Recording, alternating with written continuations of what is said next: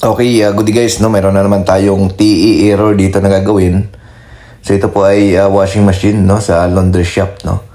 So TE error ang naging issue nito. So ang history nito guys, pinalitan na nila ng heating elements. Pinalitan na rin ng thermistor sensor. Nagkakaroon pa rin ng TE error, no. So napacheck na rin nila guys ito sa isang technician. Ang naging findings nga guys yung board, no. So ito nga tinitingnan namin guys, ni-check namin.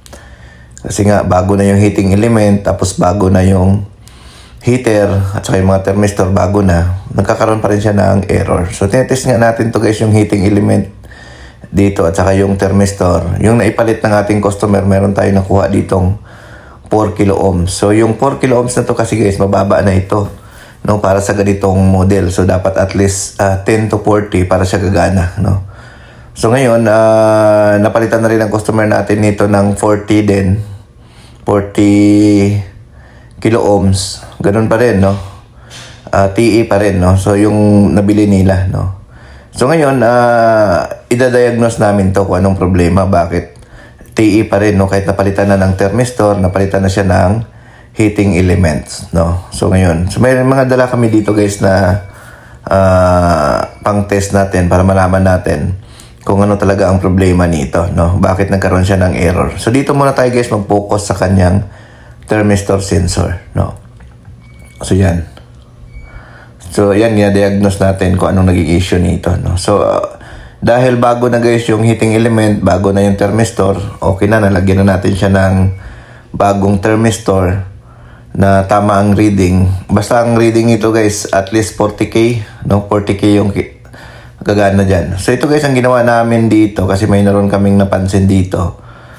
Yung socket niya, although pag i-continuity mo gagana, no, pero isa sa mga cause kasi nito guys yung socket, no, kapag good naman yung thermistor na kinabit nyo, no, good naman yung reading, tapos TE pa rin, sa socket kayo guys, titingnan nyo rin yung socket. So ang ginawa namin dito guys, papalitan namin ng socket, no. So kasi yan ang isa sa mga cause, mga experience kasi namin guys, no, sa mga ganito.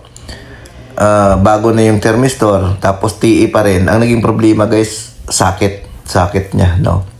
So madali nyo siya ma-identify. So ang gagawin nyo lang, putulin nyo yung wire ng socket, tapos isalpak nyo doon sa thermistor.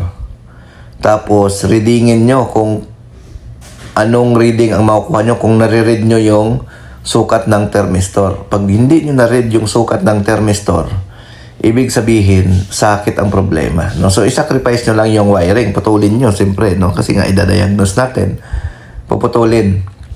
Tapos, ibalik nyo yung socket. Tapos, testingin nyo ng tester gamit yung resistance, no? Tingnan nyo kung makukuha nyo yung reading ng thermistor, no? After doon sa socket. Kumbaga, lagpasan mo yung socket, no, pag mag-test ka para malaman mo na connected siya. Ngayon pag hindi siya connected, ibig sabihin may problema ka sa socket, no. So yun yung mga technique, no, sa pag-test ng mga ganito. So tulad nito guys, pinutol namin, tapos test natin yung